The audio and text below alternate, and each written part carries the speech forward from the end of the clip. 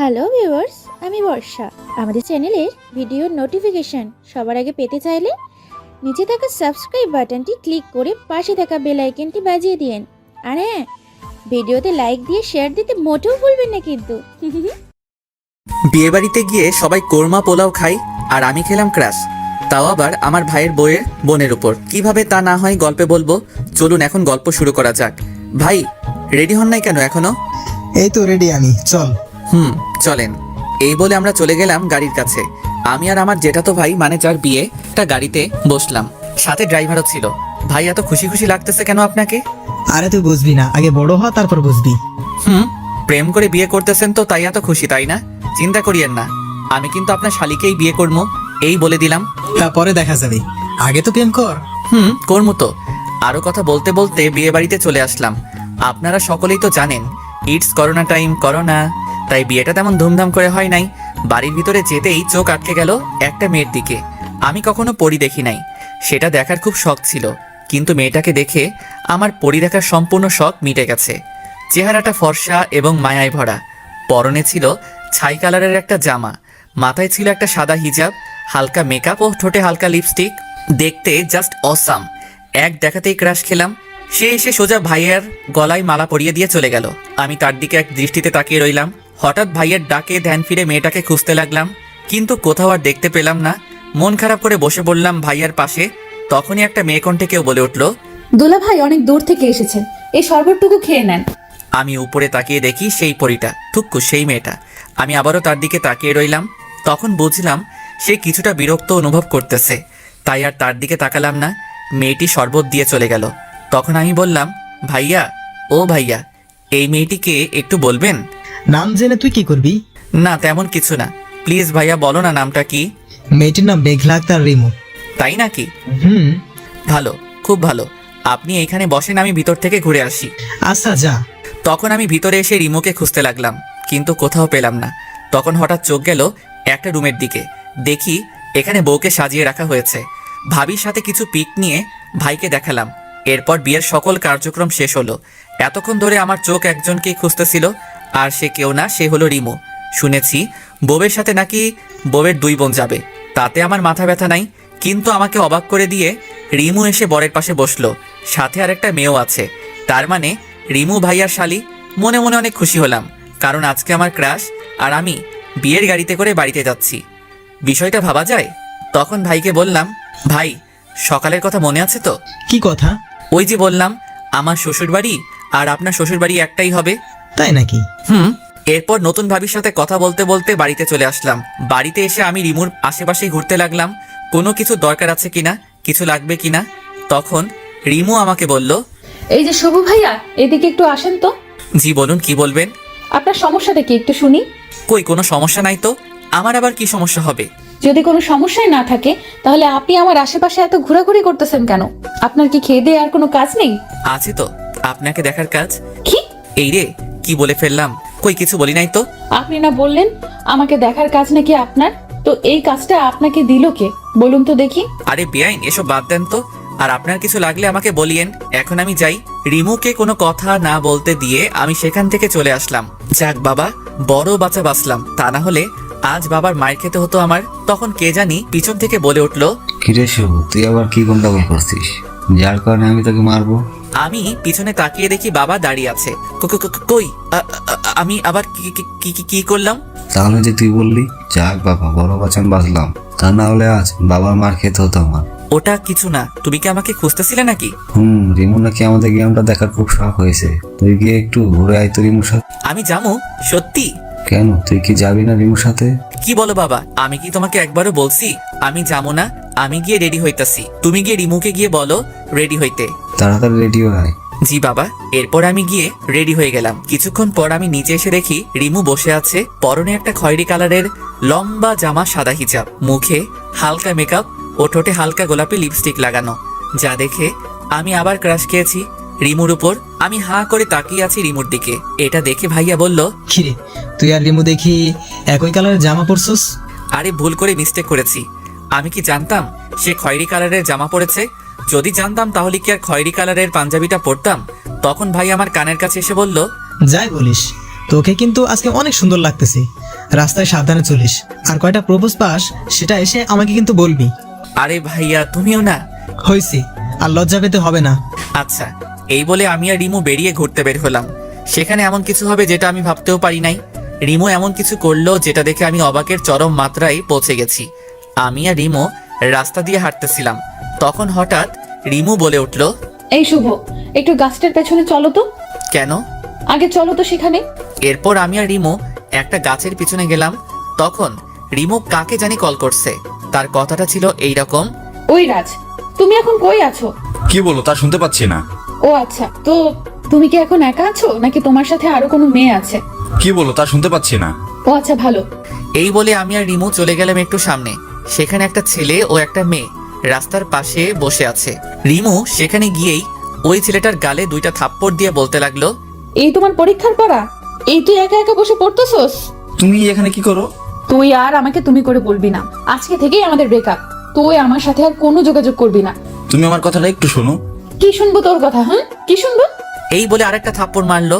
তখন রাজের পাশের মেয়েটা বলতে লাগলো, আরে রিমু আপু, তুমি আমার জামাইকে এভাবে মারছো কেন? কি? রাজ তোমার জামাই? গত মাসে আমাদের বিয়ে হয়েছে। ओ भाई, मारो मुझे, मारो मारो मुझे, मारो। ये क्या मजाक हो रहा है? কি হলো তোমার আপু? এই বাটপারটার বউ থাকার পরেও আমার সাথে প্রেম করছে। কি, তুমি রিমু আপুর সাথে প্রেম করছো? এই বলে রাজকে একটা থাপ্পড় মেরে চলে যায়। আমি তো ব্যাককলের মতন তাদের কাহিনী দেখতেছি আর হাসতেছি এবং রাজকে মন থেকে ধন্যবাদ দিতে থাকি, কারণ তার আজকের কাহিনীর জন্যই রিমু আবারও সিঙ্গেল হয়ে গেছে। তখনই রিমু আমাকে ডাক দিল। এই শুভ, এখান থেকে চলো, এখানে থাকতে আমার ভালো লাগতেছে না। এই বলে হাঁটা শুরু করলো। আমি রিমুর চোখের কোণে পানি দেখতে পেলাম। কিছু দূর যাওয়ার পর রিমুকে বললাম, রিমু প্লিজ মন খারাপ করো না, দেখো যা হওয়ার তা হয়ে গেছে। এইটা বলার সাথে সাথে রিমু আমাকে জড়িয়ে ধরে কান্না করতে লাগলো। রিমু যখন আমাকে জড়িয়ে ধরলো তখন আমার কাছে মনে হতে লাগলো যেন আমার শরীর দিয়ে কারেন্ট প্রবাহিত হয়ে গেছে। আমি নির্বাক হয়ে গেছি। আমি রিমুকে সান্ত্বনা দিয়ে বললাম, দেখো রিমু, তুমি আর কান্না করো না, যা হওয়ার তা হয়ে গেছে। সে তোমাকে ভালোবাসতো না, তাই তোমার সাথে এই রকম ছলনা করতে পারছে। তুমি প্লিজ কেঁদো না, আর তুমি আবার প্রথম থেকে শুরু করো, দেখবে সব ঠিক হয়ে যাবে। কিন্তু আমি তো তাকে খুব ভালোবেসেছি, নিজের থেকেও বেশি বিশ্বাস করতাম তাকে, আর সে কিনা আমার সাথে। প্লিজ রিমু, কান্না থামাও। দেখো লোকে কি বলবে, তারা তো খারাপ বলবে। তাই বলছি এখন আপাতত ওই দিকটায় চলো, সেখানে গিয়ে না হয় কান্না করবে। এরপর আমি আর রিমু একটা খালি জায়গায় বসলাম।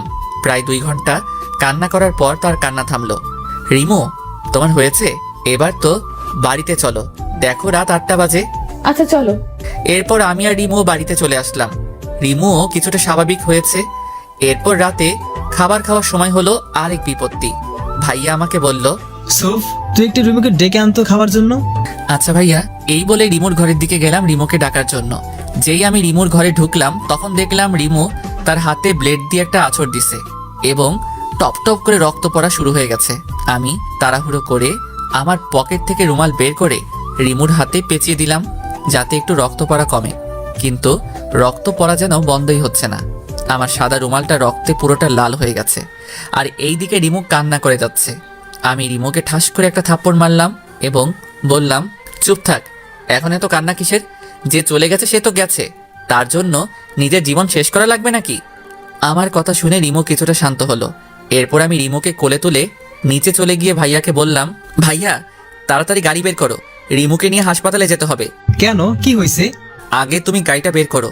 এরপর আমি আর ভাইয়া মিলে রিমুকে হাসপাতালে নিয়ে গেলাম। ওখানে যাওয়ার পর ডাক্তার রিমুর হাতে সেলাই করে।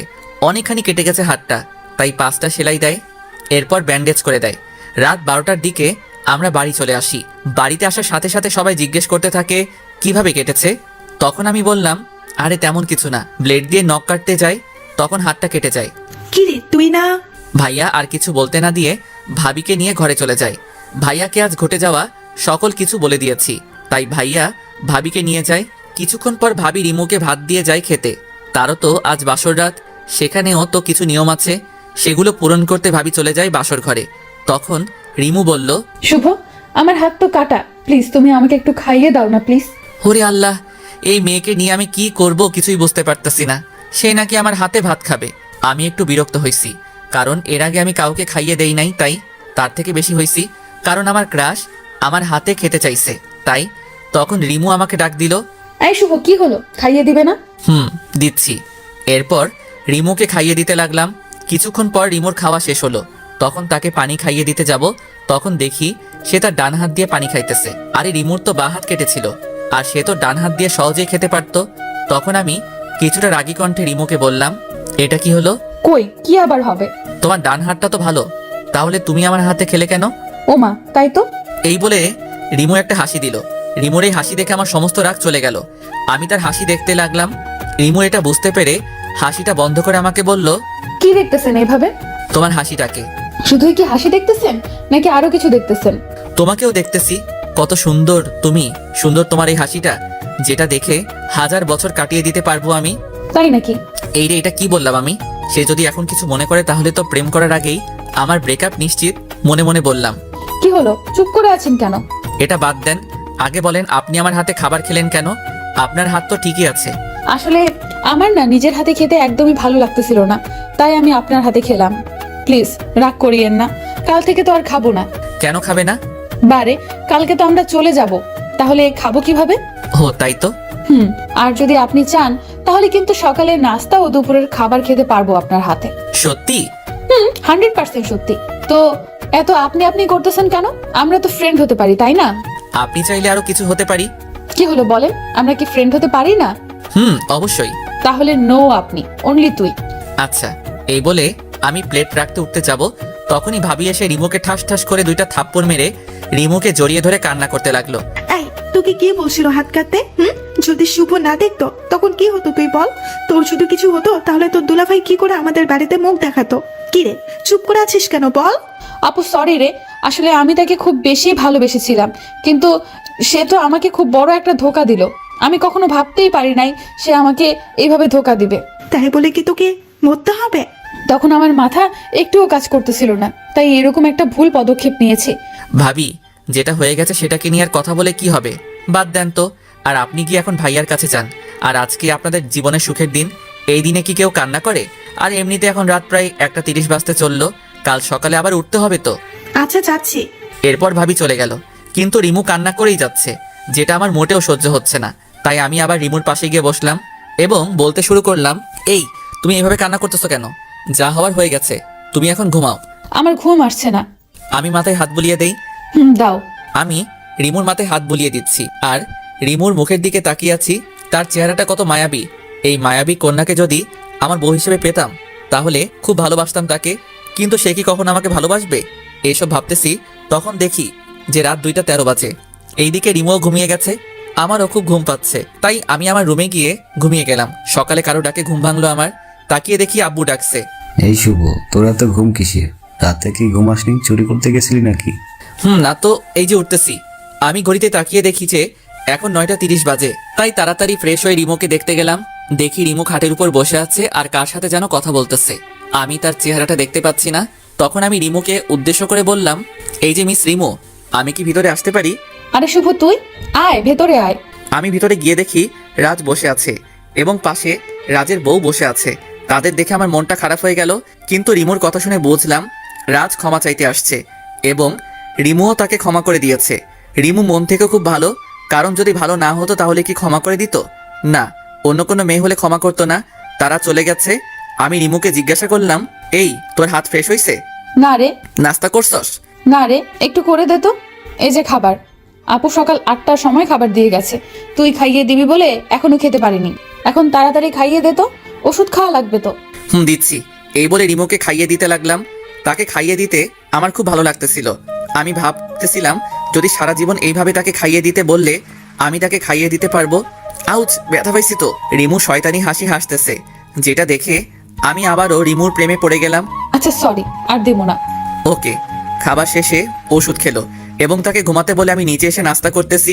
এমন সময় ভাইয়া এসে বলল, কিরে, আমার শালিকাকে তোর বুঝি খুব পছন্দ হয়েছে? আমি কিছুটা লজ্জা মিশ্রিত কণ্ঠে বললাম, আরে ভাইয়া তুমিও না? বুঝি বুঝি, সব বুঝি, চিন্তা করিস না, হেল্প লাগলে বলবি, হেল্প করার চেষ্টা করব। আচ্ছা ভাইয়া, দেখো তোমাকে ভাবি ডাকছে। যাচ্ছি। দুপুরে বউ ভাতের কার্যক্রম শেষ হয়েছে। খুব ব্যস্ত থাকার কারণে দুপুরবেলা রিমুকে খাইয়ে দিতে পারিনি, যার কারণে সে যাওয়ার সময় আমাকে বলে যায়নি। ভাবির লোকেরা চলে গেল। ভাবি আর ভাইয়া কালকে যাবে। এই রে, কত বোকা আমি তো রিমুর কাছ থেকে তার ফোন নাম্বার কিংবা ফেসবুক আইডি কিছুই নেই নাই। তাহলে আমি তার কাছ থেকে ক্ষমা চাইবো কিভাবে? না, কালকে যে করে হোক রিমুদের বাড়িতে গিয়ে তার কাছে ক্ষমা চাইতে হবেই হবে। দিনটা কোনো রকমে পার করলাম। সারাদিন রিমুকে প্রচুর মনে পড়লো। রাতে আমি আমার ব্যাগ গুছিয়ে ভাইয়ার আশেপাশে ঘুরতে লাগলাম। যদি একবার আমাকে বলে, কিরে শুভ যাবি, আমাদের সাথে গেলে চল, কিন্তু ভাইয়া একেবারে বলল না, তারা তাদের মতন ব্যাগ গোছানো নিয়ে ব্যস্ত। আমি যেই আমার রুমে আসতে যাব তখনই ভাইয়া আমাকে ডাক দিল। এই শুভ, শোন। আমি তো খুব খুশি হয়ে ভাইয়াকে বললাম, কি?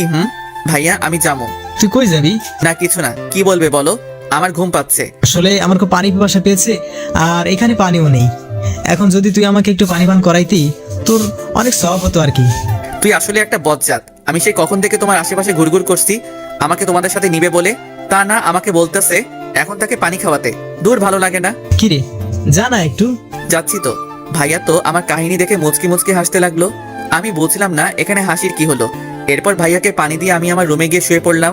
আজ কেন জানি ঘুম আসছে না। বারবার শুধু রিমুর কথাই মনে পড়ে যাচ্ছে। অন্যদিন হলে এতক্ষণে ঘুমিয়ে যেতাম। রিমুকে নিয়ে ভাবতে ভাবতে কখন যে ঘুমিয়ে গেলাম সেটা জানি না। সকালে ভাবির ডাকে ঘুম ভাঙলো। আমি চোখ খুলে ভাবিকে দেখেই ভাবিকে বলতে লাগলাম, কি ভাবি, এখনো যাওনি কেন? কি আর করার দেবর, তোমার ভাই তো আমাকে নিয়ে যায়নি এখনো, তাই আর যাওয়া হয়নি। ও আচ্ছা। এরপর আমি ফ্রেশ হতে চলে গেলাম।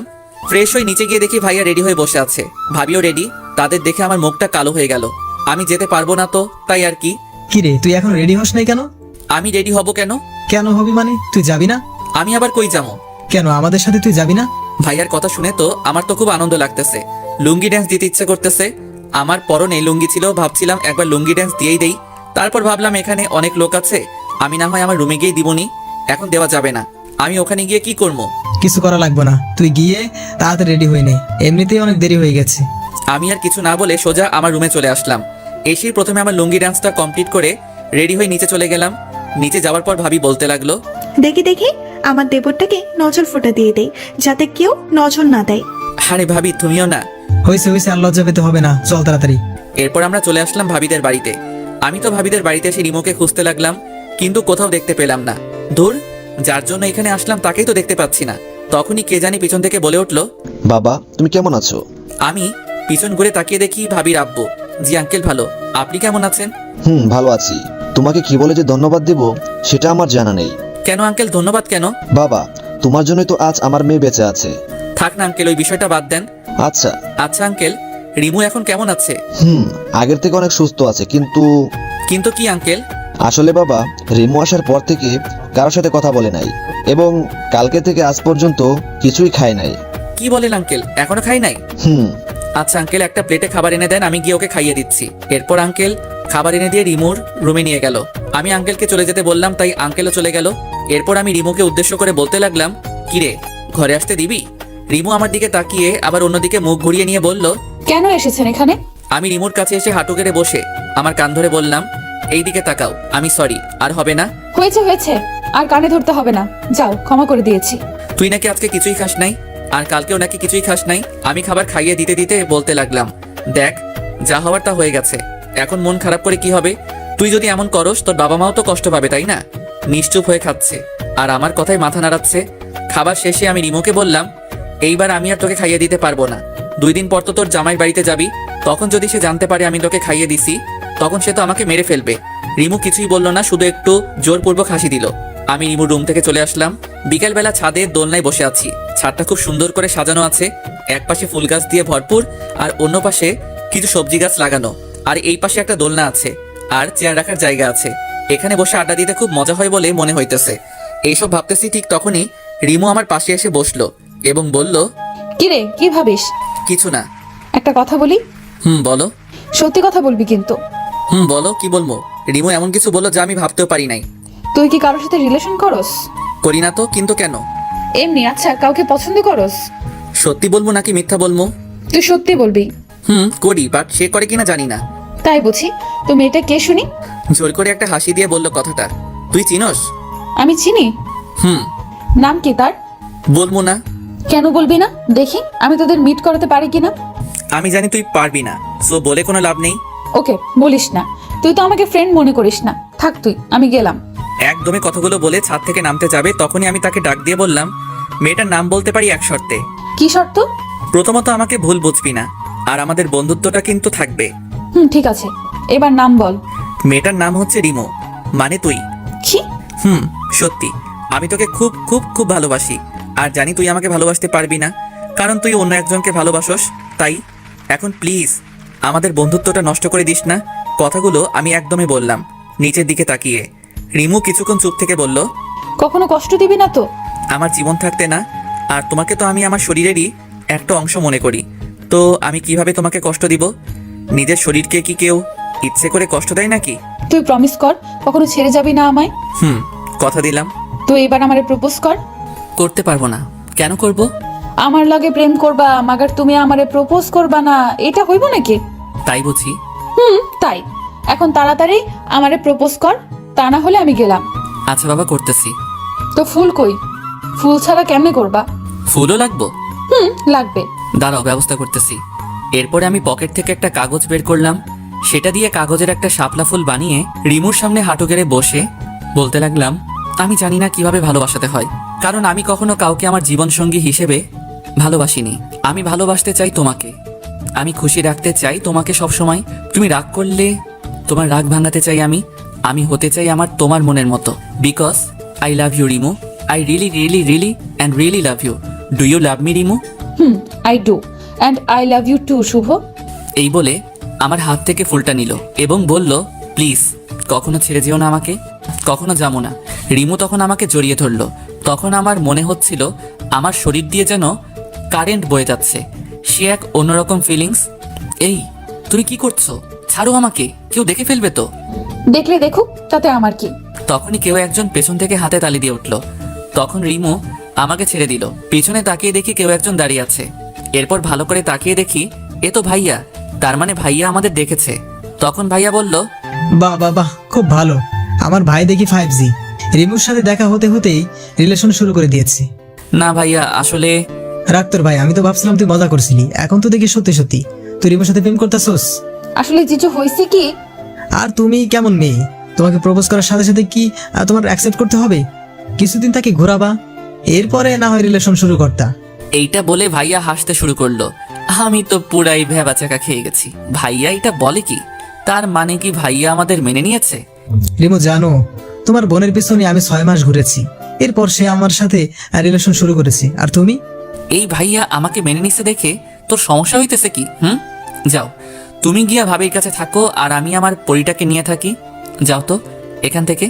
রিমু তো লজ্জায় লাল হইয়া যাইতেছে। এরপর ভাইয়াকে এক প্রকার জোর করে ঘরে পাঠিয়ে দিলাম, আর রিমুকে আবার জড়িয়ে ধরলাম। এইভাবে দিনগুলি যেতে লাগলো।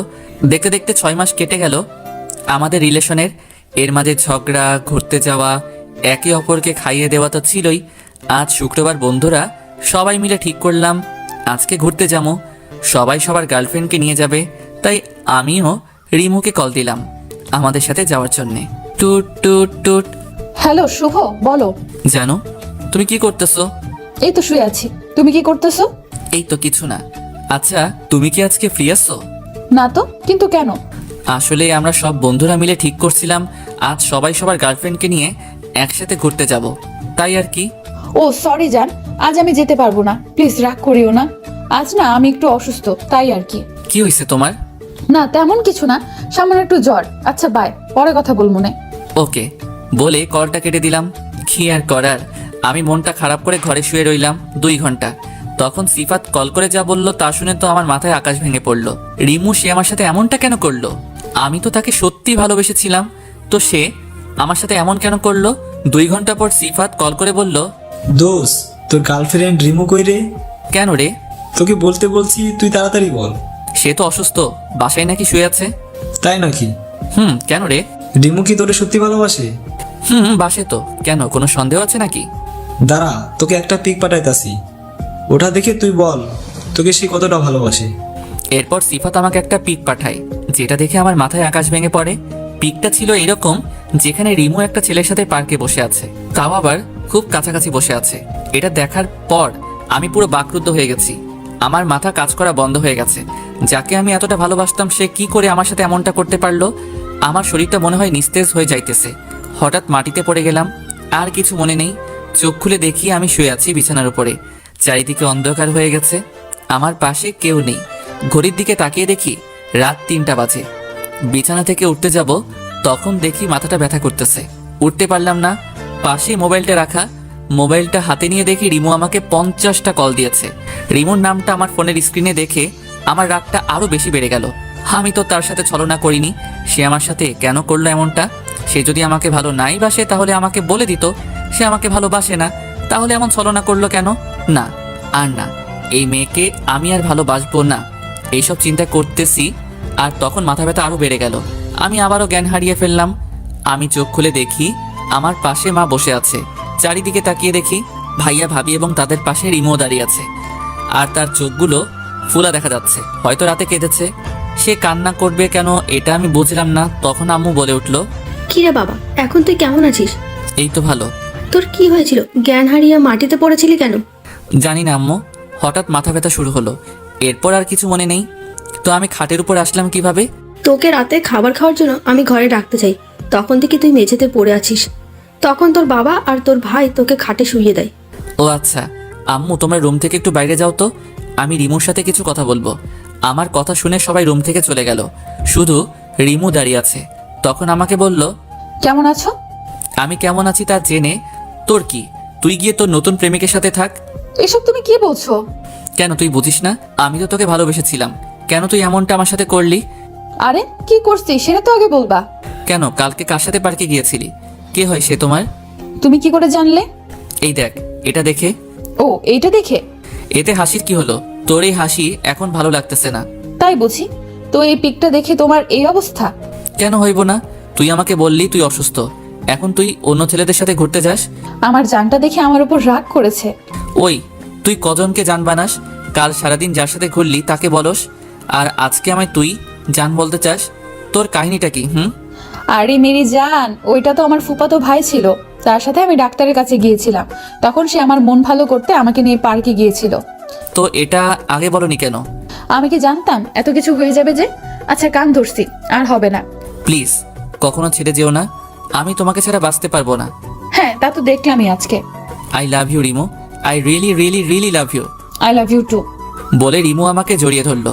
হঠাৎ ঠাস করে আওয়াজ হলো, দেখি রিমুর গালটা লাল হয়ে আছে। কে মেরেছে দেখার জন্য তাকাতেই যাকে দেখলাম তাকে দেখার জন্য আমি মোটেও প্রস্তুত ছিলাম না। তাকে দেখার পর মনে হলো আমি যেন ভূত দেখছি। এ তো ভাবি। আসলে ভাবি আমার আর রিমুর রিলেশনের কথা কিছুই জানতো না। তাকে দেখে আমরা দুইজনই একে অপরকে ছাড়িয়ে নিলাম। তখন রিমু বলল, আপু তুমি এইখানে? কি করতেছ তুই এখানে শুভর সাথে? আসলে আপু, আমি না শুভকে খুব ভালোবাসি, আমি তাকে ছাড়া বাঁচবো না। প্লিজ আপু, এমন কিছু করো না যাতে আমার শুভ আলাদা হয়ে যায়। প্লিজ আপু। শুভ, রিমু যা বলছে তা কি সত্যি? হ্যাঁ ভাবি, রিমু যা বলছে সব সত্যি। আমিও রিমুকে খুব ভালোবাসি, আমিও তাকে ছাড়া বাঁচবো না। প্লিজ ভাবি, এমন কিছু করো না যাতে আমরা আলাদা হয়ে যাই প্লিজ। কতদিন থেকে তোমরা রিলেশন করতেছ? ভাবি প্রায় 6 মাস। তুই আজ মাথা ঘুরে পড়ে গেছিলি কেন? রিমু কি তোকে কিছু বলেছিল নাকি? না মানে আসলে ভাবি, আসলে আমি সন্দেহ করেছিলাম রিমুকে নিয়ে।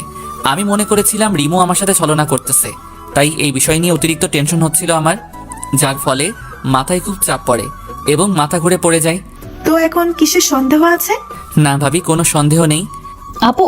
রিমুকে চুপ করিয়ে দিয়ে ভাবি আবার বলল, রিমু তুই চুপ থাক, আমি আগে শুভর সাথে কথা বলি, এরপর তোর সাথে কথা বলতেছি। আচ্ছা আপু। শুভ, তোমাদের রিলেশনের কথা ঘরে কে কে জানে? ভাবি শুধু ভাইয়া জানে, আর কেউ না। কি তোমার ভাই তোমাদের ব্যাপারটা জানে অথচ আমাকে কিছুই বলে নাই?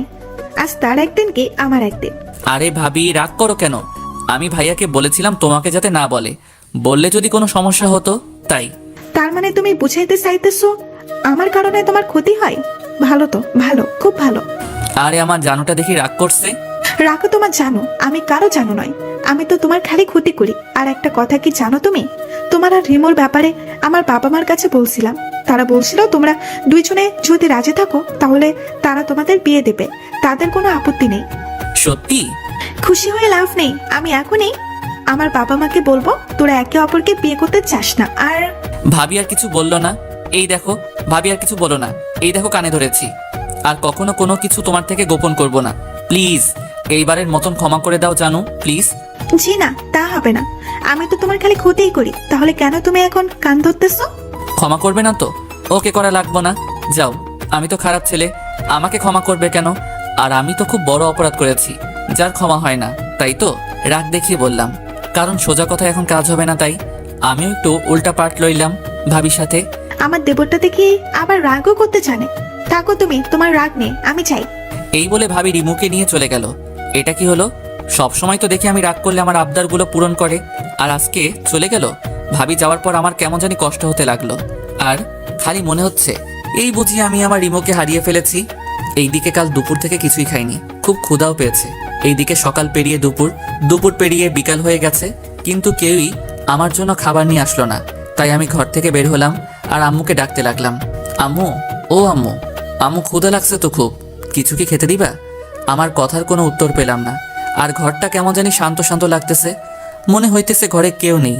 এরপর খাবার টেবিলের দিকে চোখ যেতে দেখলাম খাবার প্লেটে খাবার পাশে একটা শপিং ব্যাগ এবং একটা চিঠি লেখা। চিঠিটা পড়ে তো যেন আমি খুশিতে নাচতে লাগলাম। চিঠিতে লেখা ছিল, কি গো দেবরজি, তুমি তো দেখি খুব রাগ করো। আচ্ছা, এবার রাগ করাটা বাদ দিয়ে খাবারটা খেয়ে শেরওয়ানিটা পরো। তোমার শ্বশুর বাড়িতে চলে আসো, তোমার বউ তোমার জন্য অপেক্ষা করতেছে। এতে তোমার জানো। আহা কি আনন্দ আকাশে বাতাসে, আহা কি আনন্দ আকাশে বাতাসে। আজকে আমি যাবো আমার শ্বশুর বাড়িতে, আহা কি আনন্দ আকাশে বাতাসে। 30 মিনিটের ভিতর খাবার খেয়ে রেডি হয়ে বাইক নিয়ে বেরিয়ে পড়লাম শ্বশুর বাড়ির উদ্দেশ্যে। আমি বাইক চালাচ্ছি আর ভাবতেছি, এত সহজে সবাই সবকিছু মেনে নিবে তা আমি কখনো ভাবতেও পারি নাই। আমি আজ আমার স্বপ্নের রানীকে আমার করে পাবো, ভাবতেও খুব ভালো লাগতেছে। আর কিছু দূর বাকি, আমি বাইক চালাচ্ছি তো চালাচ্ছি, ঠিক তখনই আমার সামনে একটা পিচ্চি বাচ্চা চলে আসে। আমি তখন পাশ কাটিয়ে যেতে চাই, ঠিক তখনই একটা ট্রাক এসে সোজা আমাকে ধাক্কা মারে, আর আমি খুব জোরে একটা চিৎকার দিয়ে নিচে পড়ে যাই। আমি রক্তাক্ত অবস্থায় পড়ে আছি, আমার চোখগুলি বন্ধ হয়ে আসছে, সবকিছু ঝাপসা ঝাপসা দেখছি। তখনই মনে হইল রিমু আমাকে বলতেছে, শুভ জানো আমাদের না টুইন বেবি হবে। আমার আর কিছু মনে নেই। অন্যদিকে আম্মু আব্বুকে বলতেছে, কি গো, শুভ কোথায়? এ এখনো আসছে না কেন? আমার না খুব চিন্তা হচ্ছে তারে নিয়ে। তুমি ওকে একটা কল করো না গো প্লিজ। এই বলে আব্বু আমাকে কল করলো, বাট আব্বু শুনতে পারলো আপনি যে নাম্বারে কল করেছেন তা এই মুহূর্তে বন্ধ আছে, কিছুক্ষণ পর আবার চেষ্টা করুন, ধন্যবাদ। এটা শোনার পর আব্বুরও চিন্তা হতে লাগলো। এরপর আব্বু ও ভাইয়া আমাকে খুঁজতে চলে গেল বাসায়, কিন্তু সেখানে গিয়ে দেখে বাসায় তালা লাগানো। তারা কি করে বুঝতে পারছে না, তাই আব্বু ও ভাইয়া দুজনে আমাকে খুঁজতে দুই দিকে চলে গেল। তারা দুইজনে সারা দিন রাস্তায় রাস্তায় ছিল, কিন্তু আমাকে পেল না। তারা একটার দিকে বাসায় গিয়ে বসলো। এদিকে আম্মু তো কান্না করতে করতে শেষ। কান্না করছে রিমু ও ভাবি দুইজনই, শুধু কান্না করছে না আব্বু ভাইয়া, কারণ ছেলেরা নাকি কান্না করতে জানে না, তাই আমার জন্য এমনটা হয়েছে। আমি কেন যে তখন শুভকে না বলে চলে আসলাম। কান্না করতে করতে বলল, তোমরা প্লিজ আমার শুভকে আমার কাছে এনে দাও, আমি তাকে ছাড়া বাঁচতে পারবো না, প্লিজ আপু প্লিজ। বলেই অজ্ঞান হয়ে গেল। আব্বু ও ভাইয়া আমাকে পাগলের মতো খুঁজতেছে, কিন্তু কোথাও পাইতেছে না। রিমু ডাকটা দিয়ে আমি শোয়া থেকে ওঠার চেষ্টা করলাম, কিন্তু পারলাম না। আমার শরীরটা খুব ব্যথা করতেছে। পাশে একটা আয়না ছিল, সেটার দিকে তাকিয়ে দেখি আমার চেহারাটা কিছুটা পাল্টে গেছে। আশেপাশে তাকিয়ে দেখি এটা অপরিচিত একটা রুম, যেখানে আমার ধারণা মতে আমি আগে কখনো আসি নাই। তখন একটা মেয়েলি কণ্ঠে কেউ একজন বলতেছিল, এই যে মিস্টার, অবশেষ আপনার হুঁশ ফিরল। আমি মেয়েটির দিকে তাকিয়ে তাকে চিনার চেষ্টা করলাম, বাট পারলাম না। তাই তাকে জিজ্ঞাসা করলাম, এই যে আপু, কে আপনি, আর আমি এইখানে কেন? সব জানতে পারবেন, আগে ডাক্তারকে আসতে দিন। তখনই ডাক্তার এসে বলল, মামুনি কি হয়েছে? এত ইমার্জেন্সি ভাবে কেন আসতে বললা? বাবা, আসলে ছেলেটার জ্ঞান ফিরেছে তো, তাই। তার মানে মেয়েটির বাবাই ডাক্তার। কই দেখি দেখি। আমার দিকে তাকিয়ে বলল, ইট ইজ অ্যামেজিং, এত তাড়াতাড়ি রোগীর জ্ঞান ফিরে এসেছে, এটা সত্যি একটা দারুণ ব্যাপার। এমন রোগী তো 5 থেকে 6 বছরে কমায় থাকে, আর এটা দেখে মাত্র 3 বছরই ঠিক হয়ে গেছে। এখন একটু ব্যায়াম করলে আবার আগের এনার্জি ফিরে পাবে। কি বলছেন? কে 3 বছর কমাইছিল? আপনি কি বলেন ডাক্তার? আমার যতদূর মনে আছে আমি তো অ্যাক্সিডেন্ট করেছিলাম। তখন আমার শরীরের দিকে তাকিয়ে দেখি শরীরে কোনো জায়গায় রক্ত নেই, হাতে একটা জায়গায় সেলাইয়ের দাগ, তাও বেশ পুরনো বলে মনে হইতেছে। আর আমার জানা মতে আমার হাতে কোনো কাটা দাগ ছিল না। তখন পাশে থাকা দেওয়ালে ডিজিটাল ঘড়িতে তাকিয়ে দেখি 25/9/2020। আমার যতদূর মনে আছে আমি 21/7/2017 তারিখে অ্যাক্সিডেন্ট করেছিলাম। এরপর আমি মেয়েটিকে উদ্দেশ্য করে বললাম, এটা কি আসলে 2020 সাল? তো আমি এখানে আসলাম কি করে? আচ্ছা শুনুন তাহলে, আজ থেকে 3 বছর আগে 2017 তারিখে আমি একটা পার্টিতে গিয়েছিলাম। তখন পার্টি থেকে আসার সময় আমি আপনাকে রাস্তায় পড়ে থাকতে দেখি। পাশে অনেক লোকজন ছিল, কিন্তু কেউ সাহায্য করতে আসেনি। তখন আমি আর আমার ড্রাইভারকে নিয়ে কাছের একটা হসপিটালে আপনাকে নিয়ে যাই এবং আপনার ট্রিটমেন্ট করাই। আপনি খুব গুরুতর আহত ছিলেন। এরপর ডাক্তার আপনার অপারেশন করায়, কিন্তু আপনি সুস্থ হননি, আপনি কোমায় চলে গিয়েছিলেন। আমি আপনার পরিবারের সাথে কোনো রকমভাবে যোগাযোগ করতে পারিনি, তাই আমি আপনাকে আমার সাথে আমাদের বাড়িতে নিয়ে আসি এবং এখানে রেখে আপনার চিকিৎসা করাতে থাকি। আজ 3 বছর পর আপনার জ্ঞান ফিরল। বুঝলেন কিছু? আমি তো পুরো নিশ্চুপ হয়ে গেলাম, কারণ আমি আমার জীবন থেকে হারিয়ে ফেলেছি।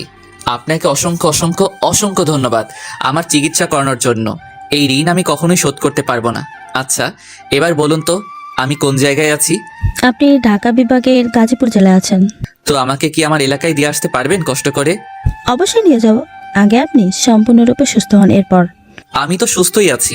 তা আপনি কেমন সুস্থ আছেন? তাহলে আমি নিজ চোখে দেখতে পাচ্ছি। এই কথা তার নামটাই জানা হলো না। আচ্ছা, আপনার নাম কি? আমার নাম মাহবুব রহমান শুভ, আর ডাক নাম শুভ। আর আপনার? আমার নাম মিমাক্তা টুম্পা। আচ্ছা, আপনি এখন রেস্ট নেন, আর আমি আপনার জন্য খাবার নিয়ে আসি। ওকে। এরপর মিম গিয়ে আমার জন্য ভাত আনলো। এই নিন, হাঁ করুন। আমি পারবো, আপনাকে কষ্ট করতে হবে না। কতটা পারবেন তা আমার জানা আছে। নিন, এবার হাঁ করুন তো দেখি। আমি কোনো কথা না বলে খেতে লাগলাম। কিছুটা আনইজি ফিল করতেছিলাম, কিন্তু কিছু বলিনি। বললে হয়তো আমার খাওয়া হতো না। তাই 3 মাস পর ডাক্তার আঙ্কেল ও মিমের কেয়ারিংয়ে আমি এখন সম্পূর্ণ সুস্থ। আগামীকাল আমি এবং মিম চাঁদপুরে যাব। তাই আজ আমরা শপিং মলে গেলাম শপিং করতে। আমি চলে গেলাম উত্তরা শপিং কমপ্লেক্সে। সেখানে গিয়ে যা দেখলাম আমি আমার চোখকে বিশ্বাস করতে পারলাম না। রিমু এখানে কি করতেছে? আর ছেলেটাকে, তাও আবার একসাথে হাঁটতেছে। আমার কথা শুনে মিম আমাকে বলল, এই যে শুভ, তুই এখানে রিমুকে কোথায় দেখছিস? সে তো থাকে চাঁদপুর, তাই না? আমি মিমকে হাতের ইশারায় রিমুকে দেখালাম আর বললাম, ওই দেখো রিমু। আর এই ছেলেটাকে তো আমি চিনি না। মিম রিমুর দিকে চলে গেল, কিন্তু এই তাকে আর পেল না। এরপর আমি আর মিম মিলে সারা শপিং মলে রিমুকে খুঁজলাম, কিন্তু কোথাও পেলাম না। হঠাৎ আমার চোখ রাস্তার দিকে গিয়ে পড়লো। তখন দেখলাম ছেলেটি রিমুর হাত ধরে রাস্তা পার হচ্ছে। আমার বুঝতে আর বাকি রইল না ছেলেটি রিমুর কি হয়। আমি দৌড়ে রিমুর কাছে গেলাম, কিন্তু তাকে আর পেলাম না। তারা গাড়ি নিয়ে চলে গেছে। এরপর মিম আমার কাছে আসলো এবং আমাকে বলতে লাগলো, দেখ শুভ, কাল তো আমরা চাঁদপুর যাচ্ছি। কালকে না হয় দেখা যাবে এটাই সত্যি রিমু ছিল নাকি তোর মনের ভুল। আচ্ছা চলো এখন কিছু শপিং করি। চল। এরপর আমরা শপিং করতে গেলাম। আমার শপিং এর প্রতি কোনো মন নেই, শুধু একটাই কথা মাথায় ঘুরপাক খাচ্ছে, আর সেটা হলো রিমুকে নিয়ে। রিমু সত্যি বিয়ে করে ফেলেছে, নাকি এটা আমার মনের ভুল, নাকি অন্য কোনো সম্পর্ক আছে রিমুর সাথে ওই ছেলেটার? কি রে শুভ, তুই এতে কি ভাবছিস? মিমের কথায় আমার ঘোর কাটলো। কই কিচ্ছু না তো। কিছু না হলেই ভালো। এই তো শপিং করা শেষ হয়েছে। এই তো প্রায় শেষ। কেন বলতো? না মানে মাথাটা খুব ব্যথা করতেছে তো, তাই আর কি। কি, তোর মাথা ব্যথা করতেছে আর তুই আমাকে বলতেছিস কেন? এখন বললাম তো। তো বাসায় চল, আমি টিপো দেব মনে। চল। একটুবার বাসায় চলে আসলাম। এরপর আমি শুয়ে রইলাম ঘুমানোর জন্য। বারবার শুধু রিমুর কথাই আমার মনে পড়তেছে। কখন যে ঘুমিয়ে গেলাম তা আর খেয়াল নেই। সকালবেলা মিমের ডাকে ঘুম ভাঙে, তাই আমি উঠে ফ্রেশ হয়ে রেডি হয়ে গেলাম। এরপর আমি আর মিম গাড়ি নিয়ে চলে গেলাম চাঁদপুরের উদ্দেশ্যে।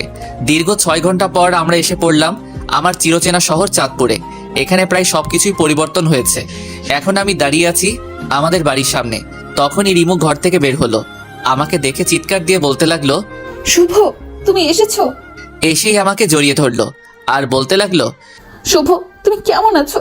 এতদিন কই ছিলা তুমি? আমাকে কি একবারও মনে পড়ে নাই? তখনই আমার কালকের কথা মনে পড়ে গেল, যখন দেখলাম রিমু অন্যের হাত ধরে হাঁটতেছিল। কথাটা মনে হতেই রিমুকে এক ঝটকায় আমার থেকে দূরে সরিয়ে দিলাম আর বলতে লাগলাম, কি করছেন কি আপনি? আপনি আমাকে জড়িয়ে ধরেছেন কেন? আপনি এখন অন্য কারো বউ। কি বলছো কি তুমি? আমি অন্য কারো বউ মানে?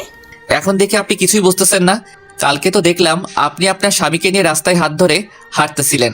কোনখানে আমাদের দেখেছিলে? উত্তরা শপিং কমপ্লেক্সে। কি, তুমি কি ওইখানে ছিলা? তো আপনি এখানে কি করেন? আপনার স্বামীর বাড়িতে না থেকে এখানে কি করতেছেন? আমি তো আমার স্বামীর বাড়িতেই আছি। মানে? সেটা না হয় পরে জানবে, আগে বলো এই মেয়েটিকে। এটা আমার বউ। আমার কথাটা শোনার জন্য রিমু মোটেও প্রস্তুত ছিল না। কথাটা শোনার পর রিমুর চোখ দিয়ে পানি পড়তে শুরু হলো। কেন জানি তার চোখের পানি আমাকে খুব কষ্ট দেয়। এইবারও তাই হলো।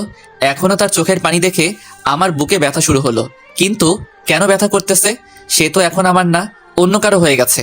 তো আমার এমনটা লাগছে কেন? কিরে শুভ, তুই কই চলে গেছিলি? আমাদেরকে কি একবারও তোর মনে পড়ে নাই? বাবার কথায় আমি বাস্তবে ফিরলাম। না বাবা পরে নাই, কারণ আমি 3 বছর কোমায় ছিলাম তাই, আর গত 3 মাস আগেই আমার জ্ঞান ফিরেছে। এরপর আমার সাথে ঘটে যাওয়া সবকিছুই বললাম। তা শুনে তো সবারই চোখে পানি, আর মিমকে সবাই ধন্যবাদ দিতেছে। আমি বাবাকে জিজ্ঞেস করলাম, বাবা রিমু এখানে কি করে? কি আর বলবো, সেদিন যখন তুই আর আসলি না, সেদিন থেকেই খুব কান্না করতে থাকে। তোর ছবি বুকে নিয়ে ঘুমাই।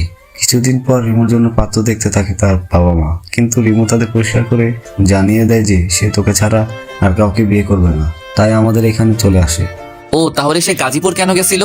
সেখানে রিমুর ছোট বোনকে বিয়ে দেওয়া হয়, তাই সেখানে ঘুরতে যায়। প্রথমে যেতে মানা করে, এরপর আমাদের জোড়াজুড়িতে যায়। আর কালকে সে আসছে এখানে। তার মানে আমি রিমুকে ভুল বুঝে কষ্ট দিয়েছি। এখন কি করি? যাই গিয়ে ডাকটা ভাঙাই। এরপর আমি রিমুর কাছে গেলাম। আমি কি আসতে পারি? কেন আসবে? আপনি কি খুব রেগে আছেন আমার উপরে? না, কেন রেগে থাকবো? আচ্ছা সরি। আপনি এখন সরি বলতেছেন কেন?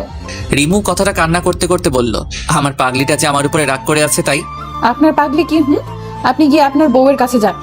আমার হবু বউ তো আপনি, তো আপনার কাছেই তো আমি আসবো তাই না? না, আসবেন না। আপনি ওই মেয়েটার কাছে যান। কোন মেয়েটা? তখন যাকে আপনার বউ বলেছিলেন তার কাছে।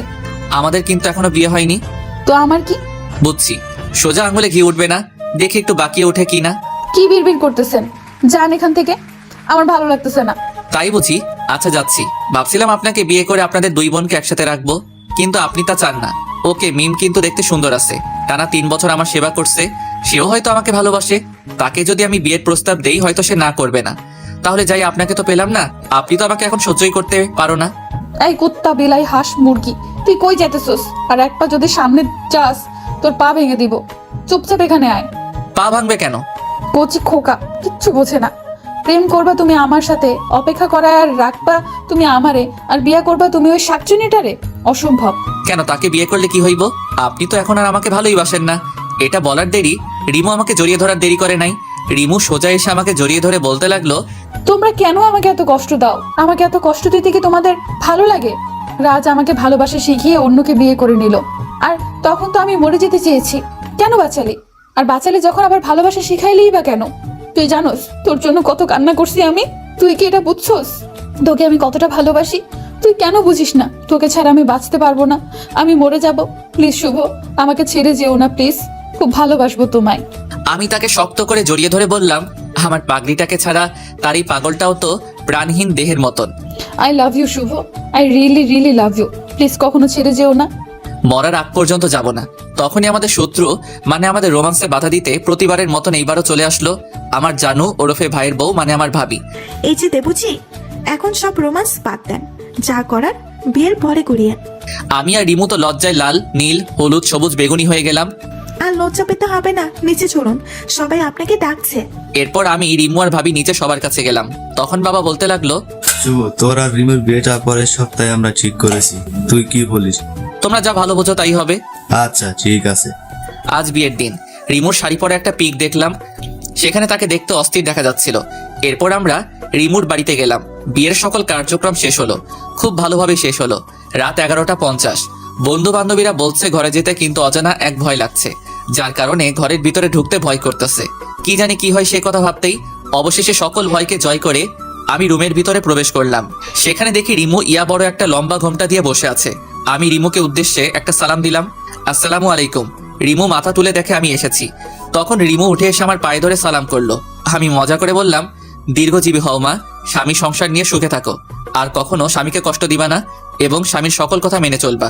কি আমি তোর মা লাগি তাই না? দেখাচ্ছি তোরে মজা। এই বলে আমাকে খাটে ফেলে দিল। এই কি করছো কি? চলো আগে গিয়ে 2 রাকাত নফল নামাজ পড়ে নেই। চলো। এরপর আমরা নামাজ পড়ে আসলাম। রিমু আমার বুকের উপর মাথা রেখে বলতেছে, প্লিজ শুভ, কখনো ছেড়ে যেও না আমায়। যাব না। এই বলে আমরা হারিয়ে গেলাম ভালোবাসার অতল গভীরে। সকালে রিমুর ডাকে ঘুম ভাঙলো।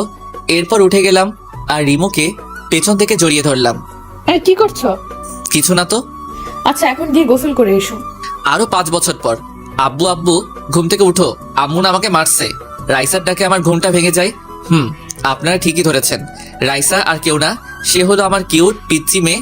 আরেকজনও আছে, আর সে হলো রিহিকা। হ্যাঁ, আমাদের টুইন বেবি হয়েছে। তোমার আম্মু কেন তোমাকে মারছে? আপু ও না চুরি করে চকলেট খাইছে আর আম্মু বলে মারছে, তুমিও মারো। এইদিকে আসো রাইসা প্রিন্সেস, আমার কাছে এসো। এরপর রাইসা আমার কাছে আসলো। রাইসা আমার কাছে আসে, আমি তার 2 গালে 2টা পাপ্পি দিয়ে রিহিকাকে বললাম, এবার খুশি তো রিহিকা মামুনি? বাবা তুমি পচা, তুমি শুধু ওকে আদর করো, আমারে করো না। তাই বুঝি মামুনি, তুমিও এইদিকে আসো। এরপর রিহিকাকেও 2টা পাপ্পি দিলাম। এবার খুশি তো? বাবা আমরা দুজনেই খুশি। এরপর রিমু আসলো। এখানে বাবা মেয়েরা মিলে কি করা হচ্ছে? বাবা আম্মু এসেছে, তাকেও একটু বকে দাও।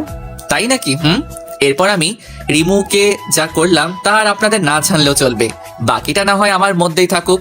বোঝেনি তো আপনারা, ব্যক্তিগত বলতে কিছু আছে তো নাকি? গল্পটা কেমন হলো প্লিজ জানাবেন। আর যারা পরবর্তী পার্ট গল্প পেতে আমাদের চ্যানেলটি সাবস্ক্রাইব করে পাশে থাকা বেল আইকনটি বাজিয়ে দিন। সবাই ভালো থাকবেন, সুস্থ থাকবেন। দেখা হবে পরের গল্পে। আল্লাহ হাফেজ।